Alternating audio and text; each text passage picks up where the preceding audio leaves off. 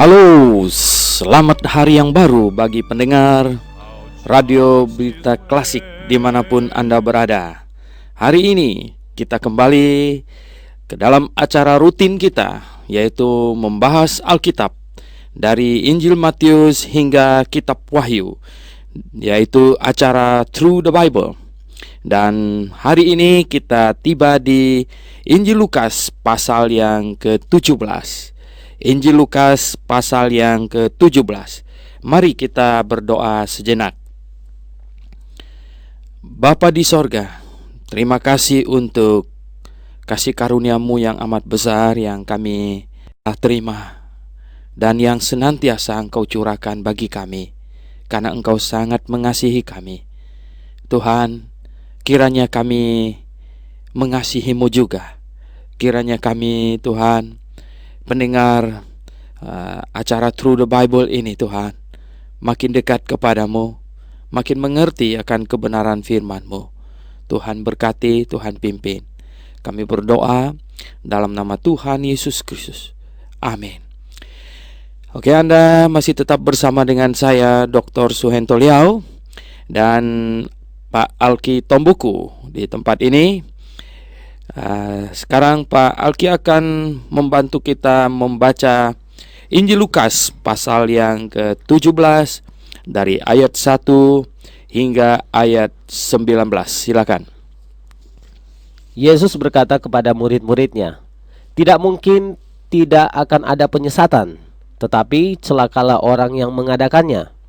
Adalah lebih baik baginya jika sebuah batu kilangan diikatkan pada lehernya, lalu ia dilemparkan ke dalam laut, daripada menyesatkan salah satu dari orang-orang yang lemah ini.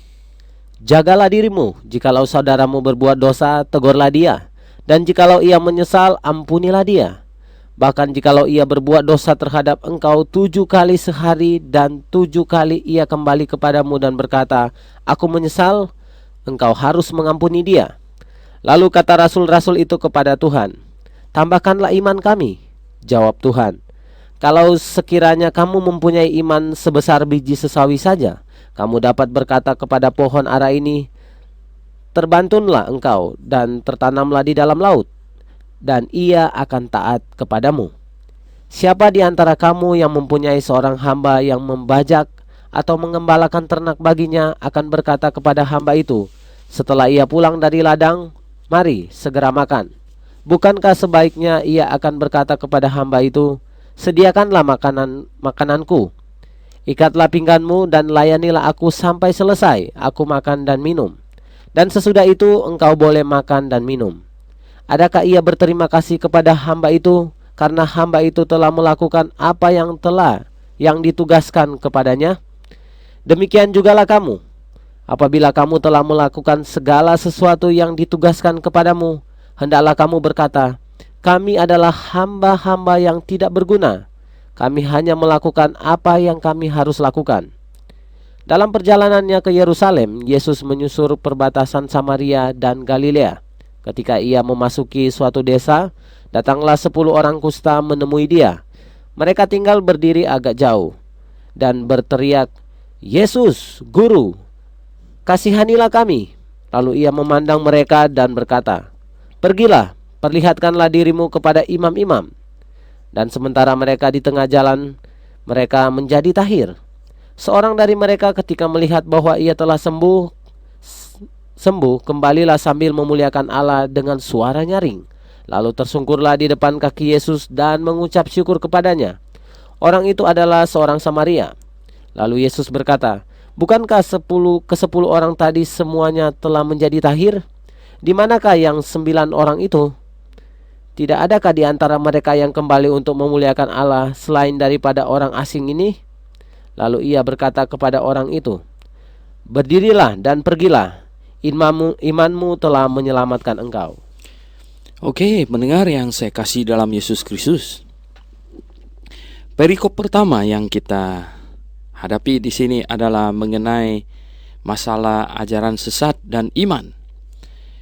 Saya ingin katakan kepada pendengar bahwa ada satu tanda yang sangat akurat sekali untuk menilai kesesatan adalah Di antara semua agama di muka bumi ini, kekristenanlah yang paling masuk akal, yang paling logis. Karena Allah memberikan kepada kita akal budi, ini otak kita, dan juga memberikan kita firman-Nya yang tertulis, yang kita pegang di tangan kita.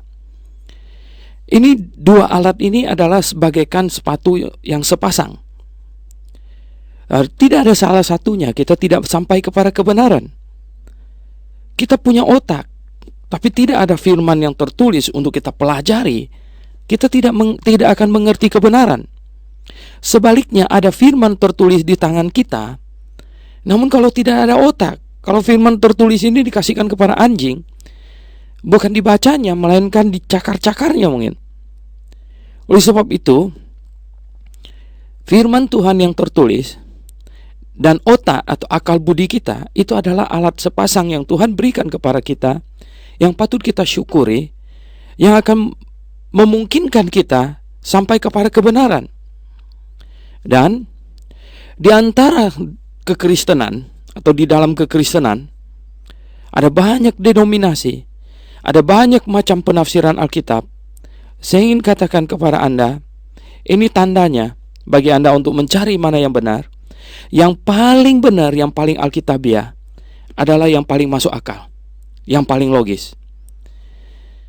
Nah, pendengar yang saya kasih dalam Yesus Kristus, seperti hari ini dan hari-hari sebelumnya, kemudian hari-hari yang ke depan, kita mempelajari Alkitab.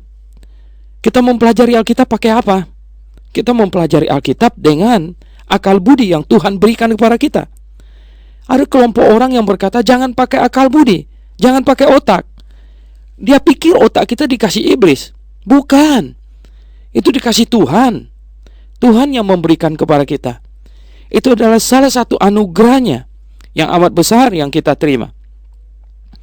Nah, katanya di sini, ya, tidak mungkin tidak ada penyesatan, tetapi celakalah orang yang mengadakannya. Oh ya, penyesatan akan muncul. Itu adalah sehubungan dengan manusia yang diberi akal budi, kemudian yang memiliki kebebasan sebebas-bebasnya untuk menafsirkan atau untuk mempelajari firman Tuhan, ya, dan memiliki kebebasan yang sebebas-bebasnya untuk mengambil keputusan atau kesimpulan untuk dirinya sendiri. Ya, ada yang mengambil keputusan berbeda dari yang lain. Oh, bisa jadi, karena itu bebas. Dan lebih celaka lagi jikalau ada orang yang memaksakan keputusannya. Di sepanjang zaman banyak itu, di mana orang lain tidak boleh menafsirkan berbeda dari dia atau dari kelompok mereka. Lalu mereka memakai tangan pemerintah untuk pukul yang lain, memakai peraturan pemerintah untuk menjegal yang lain. Ini kejahatan dari segala kejahatan, karena ini membatasi atau mencelakai kebebasan manusia yang Allah berikan kepada manusia. Jadi pendengar yang saya kasih dalam Yesus Kristus, kita lihat di sini, memang akan ada penyesatan, tapi celakalah orang yang dipakai oleh iblis sebagai alat penyesatan. Kita masing-masing bisa dipakai oleh Tuhan sebagai alatnya, atau bisa juga dipakai oleh iblis sebagai alatnya. Hati-hati. Dan atas apa yang disampaikan oleh Tuhan Yesus ini, kita seharusnya menjadi tersentak bahwa betapa besarnya tanggung jawab orang yang mengajar orang, betapa besarnya tanggung jawab orang yang memimpin orang, karena betapa besarnya dosa orang yang menyesatkan orang. Oleh sebab itu, pendengar yang saya kasih dalam Tuhan, di dalam kitab Yakobus dikatakan, jangan banyak orang yang mau jadi guru, karena orang yang menjadi guru akan dihakimi lebih berat. Betul, ya. Oleh sebab itu, baiklah kita belajar segiat-giatnya kita, sehingga kita betul-betul menjadi faham, barulah kita mengajar orang lain. Jangan sampai menjadi orang buta yang menuntun orang buta. Hanya bermodalkan semangat itu tidak cukup. Dan itu sangat berbahaya. Sangat berbahaya bagi dirinya sendiri dan sangat berbahaya bagi orang lain. Di sini dikatakan,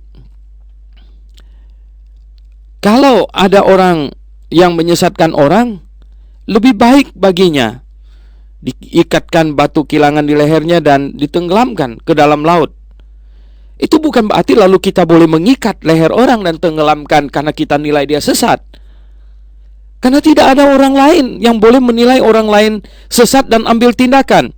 Kita boleh berkata bahwa orang itu sesat, tetapi kita tidak boleh berbuat apa-apa. Karena Tuhan tidak memberikan kita otoritas untuk menghukum orang lain. Pemerintah diberikan otoritas untuk menghukum orang atas perbuatan orang, bukan atas pendapat orang dan perkataan orang. Pemerintah harus menangkap kriminal, bukan menangkap orang yang mengajarkan sesuatu yang diyakininya benar gitu. Pendengar yang saya kasih dalam Yesus Kristus, semua orang boleh berpendapat, dan berpendapat itu adalah hak asasi manusia yang Tuhan berikan kepada manusia. Oleh sebab itu tidak ada orang yang boleh menghukum orang lain atas apa yang diyakininya dan apa yang diajarkannya, kecuali sudah terjadi hal-hal yang bersifat kriminal. Misalnya perbuatan-perbuatan yang melanggar hukum yang mencelakai orang lain, atau yang sifatnya asusila. Kemudian di sini dikatakan, kalau ada saudaramu berdosa kepadamu, maka engkau harus mengampuninya kalau dia minta maaf. Dan di ayat yang ke-5 dan 6 mengenai iman, di sini dikatakan, muridnya berkata, tambahkanlah iman kami. Dan Tuhan Yesus bilang, jikalau engkau mempunyai iman sebesar, kamu dapat berkata kepada pohon ara ini, terbantunlah engkau dan tertanam di dalam laut, dan ia akan taat kepadamu. Wow, banyak orang, sangat-sangat banyak orang salah menafsirkan ayat ini. Mereka berpikir kalau saat ini kita punya iman sebesar biji sesawi, kita pindahkan puncak ke Tangerang sana supaya kita nggak macet misalnya. Sedang kita mau ada acara di puncak gitu dan macet total, kita bilang, atas nama Tuhan Yesus pindahlah itu bukit itu ke Tangerang. Wah, ini orang-orang di bukit itu bisa nanti pulangnya nggak tahu jalan itu. Jadi pendengar yang saya kasih dalam Yesus Kristus, ya. Apa yang dimaksud di sini? Ingat, di dalam kitab Yesaya pasal 5 ayat 35-36 dinubuatkan bahwa Mesias akan datang dan dia adalah Allah segala ilah, dan dia adalah Tuhan atas segala Tuhan. Dia raja segala raja, dan dialah yang bikin bumi ini, dan dialah yang menanamkan pohon di mana dan membuat pohon-pohon tumbuh segala macam itu. Kalau orang pada waktu itu percaya betul bahwa dia adalah Mesias, bahwa dia adalah Allah pencipta langit dan bumi, maka orang itu atas imannya kepada dia bahwa Yesus adalah Allah pencipta langit dan bumi, itu memiliki atau dia akan memberikannya kuasa untuk supaya berkata kepada pohon ini pindah ke sana. Jadi itu adalah satu garansi Allah bahwa ketika dia hadir di dunia ini, dia akan melakukan mujizat apa saja. Dia akan melakukan mujizat apa saja. Jadi begini, maksudnya adalah, jikalau pada waktu itu ada murid-muridnya percaya bahwa dia adalah Allah pencipta langit dan bumi, dan mereka meminta kepadanya supaya pohon ini pindah ke sana, supaya gunung ini pindah ke sini, itu dia akan melakukannya untuk membuktikan kepada mereka bahwa dia adalah Mesias, bahwa dia adalah Allah yang sedang berdiri di hadapan mereka. Dia tidak berkata bahwa kita hari ini punya iman, lalu kita main pindah gunung sini ke sana, gunung sana ke sini, dan lain sebagainya. Pohon ini pindah ke sana, pohon sana pindah ke sini. Kalau kita bisa pergi ke itu tempat jual pohon-pohonan, kita berkata dengan iman, pohon ini pindah ke rumah saya. No, tidak begitu. Ya, tidak begitu. Tetapi Yesus adalah Allah pencipta langit dan bumi. Dan telah dinubuatkan ketika Allah pencipta langit dan bumi hadir di muka bumi ini, dan dia akan melakukan mujizat. Dan mujizat apakah yang terjadi sangat tergantung kepada mereka yang ada di sekitarnya pada waktu itu. Mereka percaya tidak bahwa dia mujizat, mereka memintanya untuk melakukan ini, itu, atau tidak gitu. Kalau mereka datang bawa orang lumpuh, minta dia sembuhkan, dia akan sembuhkan orang lumpuh. Kalau mereka bawa orang buta datang kepadanya waktu itu, minta dia sembuhkan, dia akan sembuhkan orang buta itu.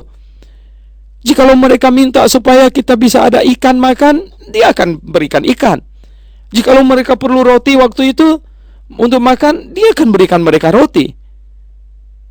Jikalau mereka minta kepada waktu itu pohon ini supaya pindah ke sana, dia akan pindahkan untuk mereka.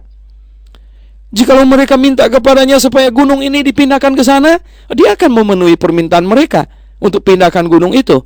Kalau mereka waktu itu percaya kepadanya bahwa dia adalah Allah. Itu tidak berbicara untuk sekarang bahwa kita ini main pindah-pindah gunung sana sini dan lain sebagainya. Nah, ini harus difahami dengan baik.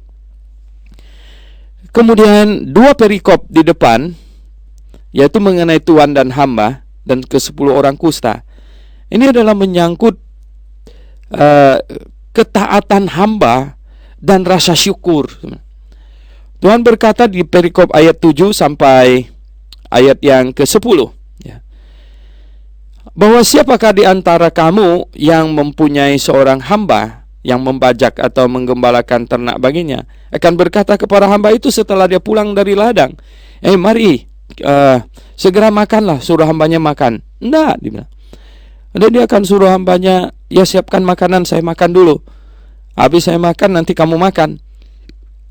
Dan katanya demikian. Demikian jugalah kamu. Apabila kamu telah melakukan segala sesuatu yang ditugaskan kepadamu, hendaklah kamu berkata, kami adalah hamba-hamba yang tidak berguna. Kami hanya melakukan apa yang kami harus lakukan. Seorang hamba tidak menuntut syukur dari Tuhan atau terima kasih dari Tuhan. Seorang hamba melihat tuannya puas, itu sudah satu terima kasih kepadanya. Jadi kalau kita mengatakan diri kita hamba Allah, kalau kita menyebut kita hamba Tuhan, kita tidak menuntut terima kasih. Tidak menuntut terima kasih. Pendengar yang saya kasih dalam Yesus Kristus, inilah sebabnya bagi orang-orang Kristen, bagi jemaat Tuhan lebih lagi, ketika kita melakukan sesuatu untuk Tuhan, kita bekerja apapun juga, kalau kita sadar kita lakukan itu untuk Tuhan, maka kita tidak mengharapkan terima kasih, baik dari Tuhan maupun dari jemaat. Kalau kita meminjamkan misalnya rumah kita kah untuk pelayanan, kita meminjamkan mobil kita kah untuk apa pelayanan, ya jelas kita tidak menuntut terima kasih. Karena apa? Karena kalau saya bisa terlibat untuk membantu, itu sudah syukur bukan main. Itu sudah merupakan satu kepuasan tersendiri. Kalau kita melihat Tuhan kita puas, kita melihat Tuhan kita penuh syukur, kita sudah merasa sangat berjasa. Atau kita sudah merasa apa yang kita lakukan ternyata diterima, ternyata itu berguna. Jadi pendengar yang saya kasih dalam Yesus Kristus, inilah sikap seorang hamba yang Tuhan mau. Kita bukan menuntut hormat manusia, menuntut rasa terima kasih, tetapi kita justru merasa betapa indahnya kasih karunia Tuhan yang telah dilimpahkan kepada kita, sehingga Dia mau memakai kita rupanya. Dia mau supaya kita berguna baginya. Seorang hamba akan merasa sangat bersuka cita kalau dia dapat melakukan sesuatu yang berguna dan menyenangkan hati Tuhannya. Inilah yang terjadi. Dan Tuhan mau supaya pelayan-pelayannya dan bahkan kita semua yang sudah menerima anugerah dan kasih karunia-Nya, kita bisa sungguh-sungguh bersyukur karena Tuhan mau memakai kita. Dan berapa lamakah Tuhan memakai kita? Itu terserah Dia, haknya. Kapankah Tuhan mau memanggil kita? Kita harus pasrah. Kita tidak boleh memberontak. Tuhan menilai tugas kita di dunia ini selesai, dan Tuhan mau kita pulang. Kita harus turut, dan kita tidak boleh kecewa. Dan orang-orang di sekeliling kita juga harus menerimanya dengan satu pengharapan nanti kita akan bertemu lagi di sorga. Itu yang indah. Jadi pendengar yang saya kasih dalam Yesus Kristus, kita harus sungguh-sungguh memahami akan kasih setiamu ini, kasih setia Tuhan yang betapa besarnya dan dilimpahkan bagi kita. Kita kembali lagi ke dalam pembahasan kita, Injil Lukas pasal yang ke-17. Kini di perikop dari ayat 11 hingga ayat 19 mengenai ke-10 orang kusta. Ke-10 orang kusta ini mengajarkan syukur yang seharusnya timbul dari hati orang yang mendapatkan kasih karunia dari Tuhan. Katanya Tuhan Yesus, ya, dalam perjalanannya ke Yerusalem menyusur perbatasan Samaria dan Galilea. Ketika ia memasuki suatu desa, datanglah 10 orang kusta menemui dia, dan mereka tinggal berdiri agak jauh karena memang itu aturannya. Mereka tidak boleh dekat kepada orang karena penyakit kusta sangat menular, dan pada waktu itu belum ada obatnya. Kalau sekarang sudah ada obatnya, jangan khawatir, ya. Dan pada zaman dulu belum ada obatnya. Dan itulah sebabnya Tuhan dalam paket ibadah simbolik menjadikan kusta sebagai simbol kutuk, sehingga dia dikucilkan. Sebenarnya dia bukan terkutuk, tetapi simbol, ya, simbol, sehingga masyarakat tidak akan tertular. Dan mereka berseru, "Ya guru," katanya, "Yesus, guru, kasihanilah kami." Dan Tuhan Yesus hanya berkata bahwa pergilah, perlihatkanlah dirimu kepada imam-imam. Mengapa harus pergi perlihatkan kepada imam-imam? Ada diatur di dalam kitab imamat bahwa imamlah yang memastikan seseorang itu sudah sembuh atau belum. Kalau sudah sembuh, maka dia boleh kembali ke masyarakat, dan ada aturannya memberikan persembahan, persembahan pentahiran, persembahan karena sudah dibersihkan gitu. Jadi mereka harus pergi ke imam untuk kasih lihat bahwa sudah sembuh gitu. Nah, tetapi katanya, ya, dalam perjalanan balik, ya, berjalan tidak, tubuh mereka sudah tahir, sudah sembuh gitu. Karena bekas-bekas kusta itu langsung hilang. Dan lihat, salah seorangnya, ya, berbalik menyongsong Tuhan dan tersungkur katanya di bawah kakinya, dan kemudian, ya, mengucapkan terima kasih, ya. Tersungkur di depan kaki Yesus dan mengucap syukur kepadanya. Orang itu ternyata adalah orang Samaria. Dan mungkin yang 9-nya itu orang Yahudi. Jadi betapa orang Yahudi merasa bahwa anugerah Allah itu pantas mereka dapatkan, sementara orang Samaria merasa bahwa dia sesungguhnya orang yang tidak berhak atas kasih karunia Allah, sehingga ketika dia mendapatkannya, dia sangat mensyukurinya. Jadi pendengar yang saya kasih dalam Yesus Kristus, kita lihat di sini, ya, Tuhan Yesus berkata, "Loh, bukankah 10 orang tadi semuanya telah menjadi tahir, menjadi sembuh, ya? Manakah yang ke-9 orang itu? Tidak adakah di antara mereka yang kembali untuk memuliakan Allah selain daripada orang asing ini?" Ya. Dan pendengar yang saya kasih dalam Tuhan, indah sekali. Dia berkata kepada orang Samaria yang disembuhkan yang satu ini. Yang penting ini di ayat 19-nya. Lalu ia berkata kepada orang itu, "Berdirilah dan pergilah, imanmu telah menyelamatkan engkau." 9 orang kusta yang pergi itu, mereka mendapatkan kesembuhan jasmani. Sama orang Samaria ini juga mendapatkan kesembuhan jasmani. Tetapi orang Samaria ini pulang, ya, berbalik, berterima kasih kepada Yesus. Dan 9-nya pergi. Anda tahu, Apa yang membedakan mereka sekarang yang diperoleh? Yang 9 orang itu hanya mendapatkan kesembuhan jasmani, tapi yang 1 orang Samaria ini, dia mendapatkan dua-duanya.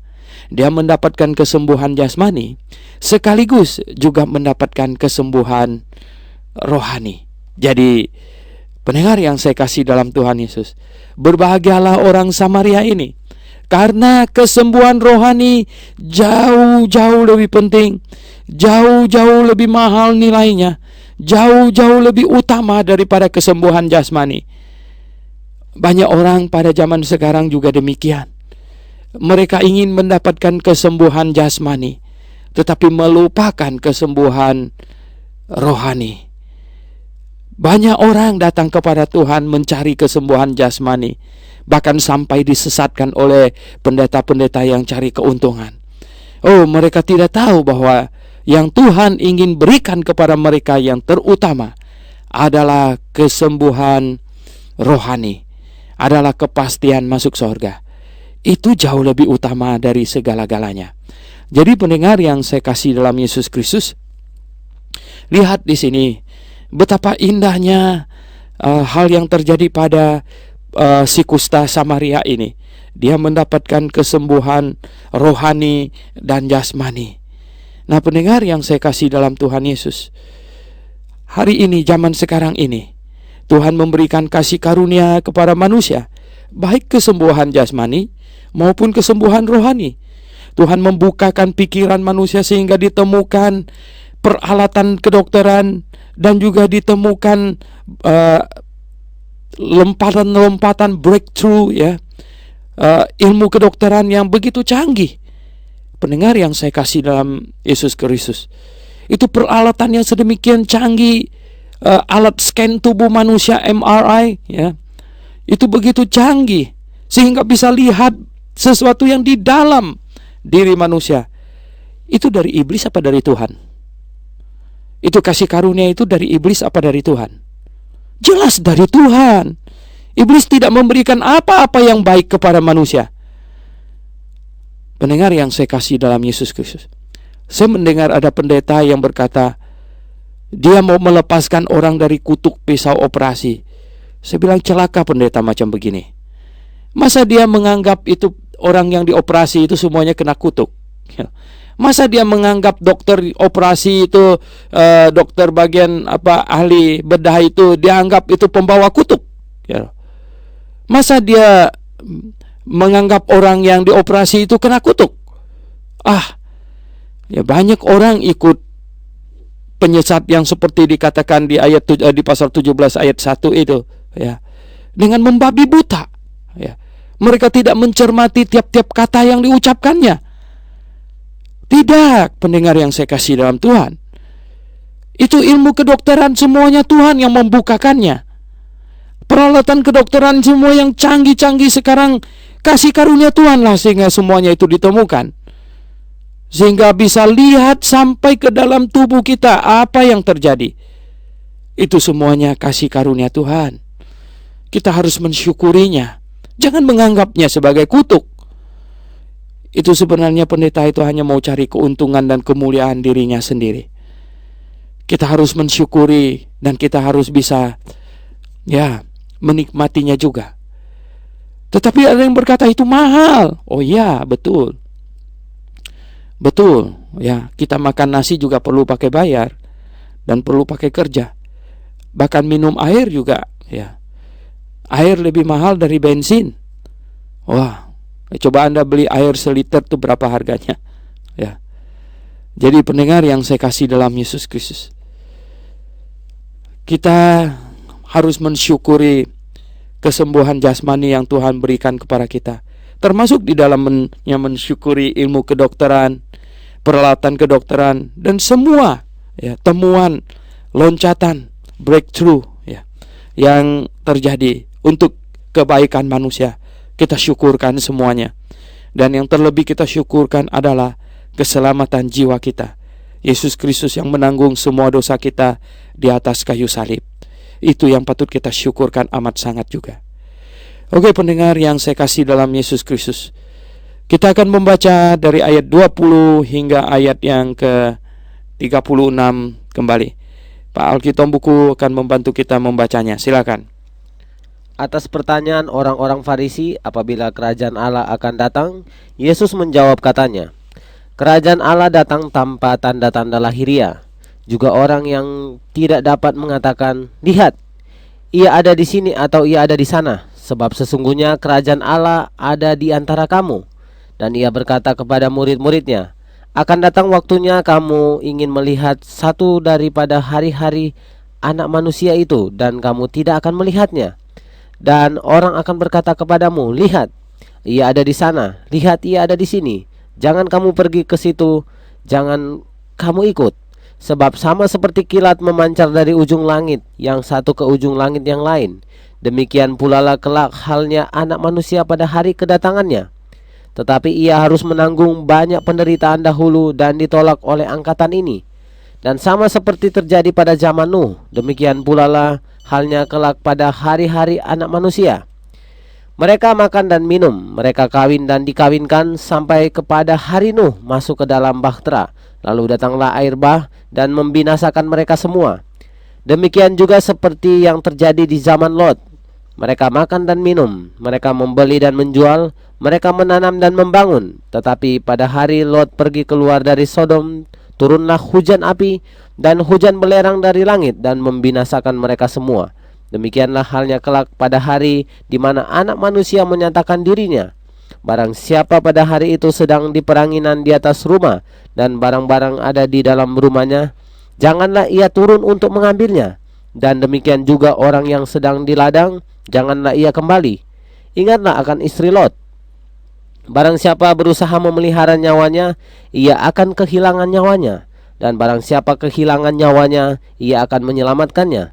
Aku berkata kepadamu, pada malam itu ada dua orang di atas satu tempat tidur.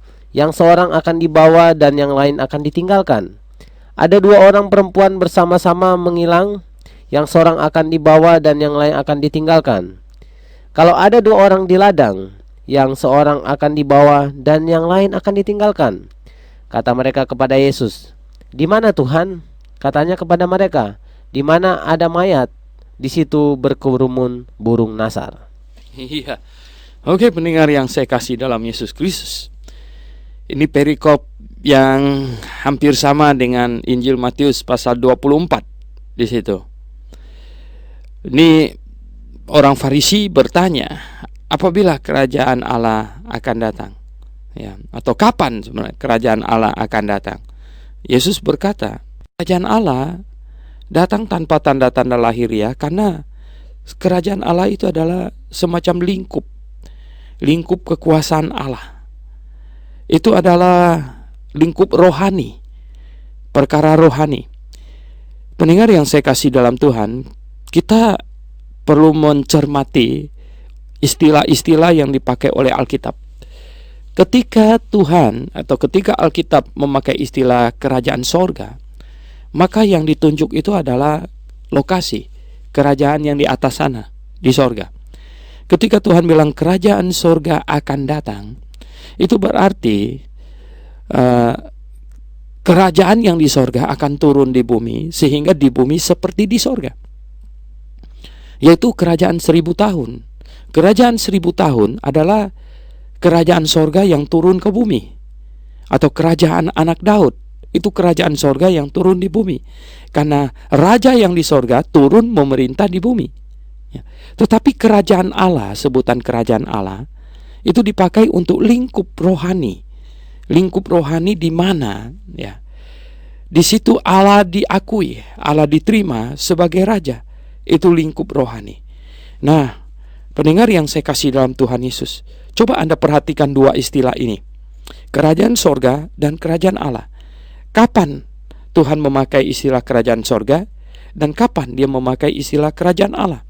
Ketika ia berbicara kepada Nikodemus di dalam Yohanes pasal 3, dia berkata kerajaan Allah. Barang siapa yang tidak dilahirkan kembali di dalam air dan roh, ia tidak dapat melihat kerajaan Allah. Di situ dikata. Itu artinya rohani, lingkup rohani. Barang siapa yang ingin masuk ke dalam lingkup rohani atau melihat lingkup rohani, dia harus dilahirkan baru di dalam rohani, secara rohani. Itulah sebabnya maka dia harus bertobat dan terima Tuhan Yesus. Roh Kudus akan masuk ke dalam hatinya dan dia akan menjadi manusia rohani. Hanya manusia rohanilah yang dapat memahami perkara rohani, dan hanya manusia rohanilah yang akan ada di dalam lingkup rohani. Jadi kemudian katanya, dia berkata kepada murid-muridnya, kalian nanti satu hari akan sangat rindu untuk menyaksikan hari-hari anak manusia ada di bumi ini. Ya betul, ya. Bahkan kita juga merasa bahwa berbahagialah orang pada saat itu. Tetapi kamu tidak akan melihatnya. Dan dia sebenarnya juga memberikan satu peringatan. Ini sebenarnya menyangkut Tuhan Yesus berbicara bukan tentang rapture, tetapi Tuhan Yesus berbicara tentang parousia, tentang penampakan Tuhan, tentang kedatangannya di akhir dari masa tribulation yang 7 tahun. Jadi di akhir itu atau sebenarnya di dalam masa tribulation itu, orang-orang Yahudi akan sangat merindukan Mesias yang sudah percaya, yang sudah bertobat, sangat merindukan untuk melihat Mesias datang. Dan dia tahu sampai sekarang juga orang Yahudi sangat rindu melihat Mesias datang, sangat rindu. Mereka bahkan mereka berpikir mengapa Mesias lama tidak datang, padahal sudah datang dan mereka tolak. Dan dalam kerinduan untuk melihat atau untuk menyaksikan Mesias datang, Allah datang di bumi ini, maka iblis akan memanfaatkan momen itu. Iblis akan memanfaatkan kerinduan hati manusia itu, dan dia akan berkata, Mesias ada di sana, Mesias ada di sini. Oh tentu bukan iblis muncul dengan tanduknya. Iblis sesungguhnya nggak ada tanduk. Itu adalah filsafatnya Yunani yang menggambarkan demikian. Iblis itu malaikat terang. Iblis yang muncul dalam bentuk malaikat dan berkata Yesus di sana, Yesus di sini. Bukan iblis yang malaikat juga. Bahkan saya kasih tahu, iblis akan pakai orang, antek-anteknya. Iblis akan pakai orang, dan orang akan berkata Mesias di sana, Mesias di sini, atau Yesus di sana, Yesus di sini. Itu sama saja. Mendengar yang saya kasih dalam Yesus. Jadi jikalau ada orang berkata kepadamu begini, tadi malam Tuhan Yesus datang kepada saya, itu sama artinya dia berkata tadi malam Yesus ada di kamar dia. Boleh percaya enggak? Ini Alkitab saya bilang jangan percaya. Itu pembohong besar. Dan ada orang berkata lagi, waktu saya ada di sana, di padang gurun di sana, Yesus datang kepada saya, atau Mesias datang kepada saya. Boleh dipercaya? Tidak boleh, tidak boleh. Baik indoor maupun outdoor, tidak boleh. Kita tidak boleh percaya. Tidak boleh percaya orang berkata bahwa dia ketemu Tuhan Yesus. Itu pembohong besar, Pembohong besar itu penipu. Dan orang-orang yang macam demikianlah yang Tuhan akan berkata, "Nyala daripadaku, hai kamu sekalian pembuat kejahatan." Yaitu orang-orang yang melakukan mujizat demi nama Tuhan, yaitu orang-orang yang bernubuat demi nama Tuhan, yaitu orang-orang yang mengusir-ngusir iblis demi nama Tuhan. Dan herannya Tuhan berkata, ini bukan saya yang ngajak ngarang-ngarang loh. Itu Matius pasal 7 ayat 22-23, Anda baca sendiri. Tuhan bilang dia tidak kenal mereka. Dan Tuhan usir mereka berkata, "Nyala daripadaku, hai kamu sekalian pembuat kejahatan," katanya. Jadi pendengar yang saya kasih dalam Tuhan, luar biasa.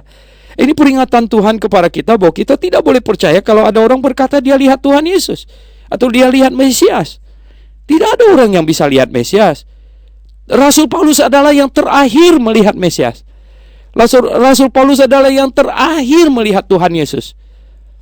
Ketika Tuhan Yesus mau dibawa, ketika Tuhan Yesus mau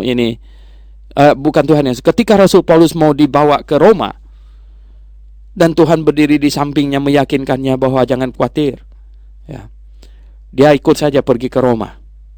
Rasul Paulus berkata di dalam 1 Korintus pasal 15 ayat 8, Anda baca sendiri. Rasul Paulus berkata di dalam 1 Korintus pasal 15 ayat 8, yang terakhir dari semuanya, ia menampakkan diri juga kepadaku. Ya, ia menampakkan diri kepadaku seperti bayi yang lahir sebelum waktunya. Jadi yang terakhir melihat Tuhan Yesus itu adalah Rasul Paulus, sampai nanti sangkakala berbunyi dan kita menyongsong Tuhan di angkasa. Jadi sementara periode antara ini tidak ada orang lagi melihat Tuhan Yesus. Lalu ada yang bertanya, bagaimana dengan Yohanes di Pulau Patmos? Oh, itu pewahyuan. Itu bukan melihat Tuhan Yesus, tapi itu proses pewahyuan yang terakhir. Ya, itu proses pewahyuan yang terakhir. Nah, pendengar yang saya kasih dalam Yesus, sekarang kalau pendeta Anda bilang dia lihat Tuhan Yesus, lebih-lebih lagi dia kok pulang pergi ke sorga, dia bilang. Dia seperti guide tour aja gitu. Ya, dia pulang pergi ke sorga. Anda bisa percaya? Anda mau percaya? Kalau Anda percaya dia, Anda tidak percaya Tuhan Yesus. Mengapa? Karena Yesus bilang dia tidak akan menampakkan diri begitu lagi. Jadi Anda lebih percaya pada pendeta Anda atau Anda lebih percaya pada Tuhan Yesus? Hati-hati loh. Ya. Nah, pendengar yang saya kasih dalam Yesus, kemudian Tuhan berkata di sini, ya, bahwa kedatangannya itu sama seperti kilat memancar dari ujung sini sampai ke ujung bumi sana. Demikianlah dia datang. Dan pada waktu rapture kita yang naik ke atas. Jadi tidak ada orang yang bilang dia ketemu Tuhan Yesus di sini dan di sana dan lain sebagainya. Nah, katanya kedatangan Tuhan seperti zaman Lot.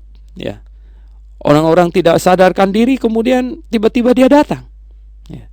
Seperti pada zaman Sodom dan Gomora. Ya, Tuhan turunkan api secara tiba-tiba. Ya, demikian kelak pada hari di mana anak manusia menyatakan dirinya, yaitu parousia. Barang siapa pada hari itu sedang di peranginan di atas, jangan turun, dan lain-lain sebagainya. Barang siapa yang berusaha memelihara nyawanya, ia akan kehilangan nyawanya. Dan barang siapa yang kehilangan nyawanya, ia akan menyelamatkannya. Jadi Tuhan mengantisipasi kita ketika kita berdiri teguh di atas kebenaran, sangat mungkin kita akan kehilangan nyawa. Tetapi jangan khawatir, justru kita akan memperolehnya. Justru orang-orang yang menghilangkan nyawa orang, nyawanya akan terhilang. Itu dia, ya. Betapa besarnya kasih karunia dan betapa sebuah peringatan bagi orang yang coba-coba, ya, mau menghilangkan nyawa orang, dan nyawanya akan terhilang juga. Ya. Dan barang siapa yang mempertahankan nyawanya dengan menyangkali Tuhan, dia akan kehilangan nyawa juga. Jadi pendengar yang saya kasih dalam Yesus Kristus, katanya pada malam itu dua orang, ya. Intinya di sini, ya, bukan dibagi dua begitu, tetapi artinya ada yang dibawa, ada yang ditinggalkan. Ya, ini yang diajarkan oleh Tuhan. Ada yang dibawa oleh Tuhan dan ada yang ditinggalkan oleh Tuhan. Gitu. Atau ini bisa juga kebalikannya. Ya. Ada yang dibawa oleh penyesat, ada yang ditinggalkan, ada yang dibawa oleh Tuhan. Ya. Jadi akan ada sebagian dibawa oleh penyesat, sebagian akan dibawa oleh Tuhan. Ya. Jadi pendengar yang saya kasih dalam Yesus Kristus. Kemudian ayat yang 36 ini sangat menarik. Di situ dikatakan, kata mereka kepadanya, di mana Tuhan? Ya. Kalau ada dua orang di ladang, yang seorang akan dibawa, yang lain akan ditinggalkan. Kata mereka kepada Yesus, di mana Tuhan? Ya. Di mana? Katanya kepada mereka, di mana ada mayat, di mana ada bangkai. Di dalam Injil Matius dikatakan, di mana ada mayat atau di mana ada bangkai, di situ berkerumun burung nasar. Ada bangkai, berkerumun burung nasar. Itu bangkai sesuatu yang baik? Jelas bukan. Dia bukan sesuatu yang baik. Di manakah tempat orang berkerumun? Jikalau mujizat-mujizat digembar-gemborkan, maka orang berkerumun di situ. Di mana ada bangkai, di situ burung nasar berkerumun. Saya menafsirkan maksud Tuhan adalah di mana ada penyesatan-penyesatan yang menggembar-gemborkan mujizat, maka burung nasar berkerumun di situ. Apakah Anda burung nasarnya? Pendengar yang saya kasih dalam Yesus, Tuhan mau kita berhikmat. Tuhan mau kita menjadi orang Kristen yang kritis. Tuhan mau kita betul-betul memanfaatkan akal budi yang Dia berikan pada kita. Tuhan mau kita menjadi anaknya yang berhati-hati. Pendengar yang saya kasih dalam Tuhan Yesus, saya selalu berkata kepada orang percaya supaya mereka berhati-hati. Dan orang marah kepada saya. Jadi begini, orang yang kasih peringatan kepada orang lain supaya berhati-hati, ini orang baik apa orang jahat? Sebaliknya, orang yang tidak mau orang lain berhati-hati, ini orang baik atau orang jahat? Pendengar yang saya kasih dalam Yesus Kristus, kita harus berhati-hati. Harus mempercayai segala sesuatu setelah kita menyelidikinya. Apakah demikian? Di dalam Kisah Rasul pasal yang ke-16, kalau Anda baca 17, Kisah Rasul pasal 17 ayat yang ke-10 sampai 11 berbunyi demikian. Tetapi pada malam itu juga segera saudara-saudara di situ menyuruh Paulus dan Silas berangkat ke Berea. Setibanya di situ, pergilah mereka ke rumah ibadat orang Yahudi.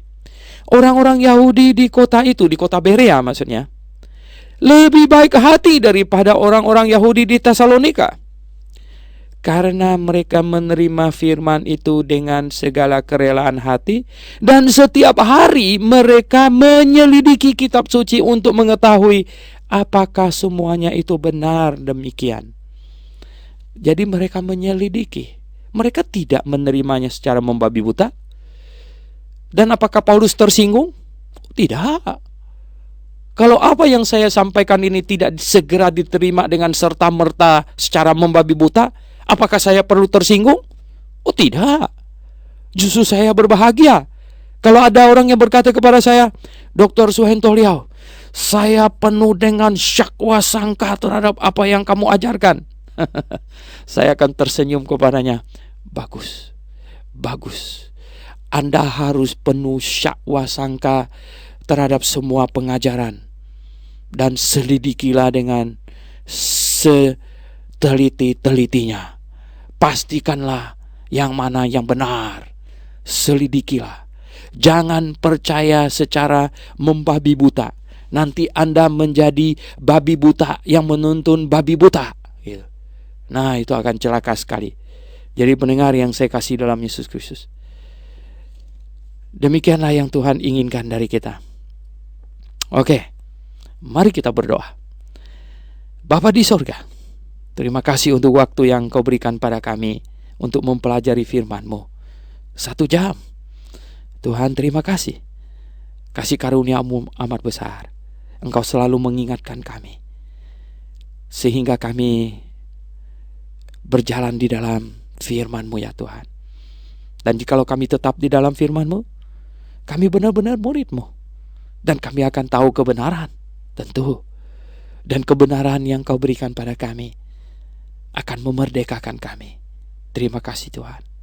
Dalam nama Yesus Kristus kami berdoa. Amin. Pendengar yang saya kasih dalam Yesus Kristus, kalau engkau mau melayani Tuhan, kalau engkau mau bermanfaat bagi Tuhan, beritahukanlah kepada teman-temanmu, siapa saja, sebanyak-banyaknya, supaya mereka ikut juga belajar firman Tuhan setiap pagi jam 6 sampai jam 7. Lebih baik ikut yang pagi, saudara. Kalau meleset, masih ada sorenya. Kalau Anda ikut ancar-ancar ikut yang sore, meleset, sudah tidak dapat lagi. Jadi ikutlah yang pagi. Setiap jam 6 sampai jam 7 pagi. Beritahukan teman-teman Anda. Dengan cara demikian Anda ikut bersama-sama dengan saya melayani Tuhan, memberitakan firman-Nya. Oke, sampai bertemu di udara hari Senin. Ingat, Sabtu dan Minggu kita istirahat, dan biasanya akan diputar ulang edisi-edisi yang telah lalu. Sampai bertemu hari Senin. Amin.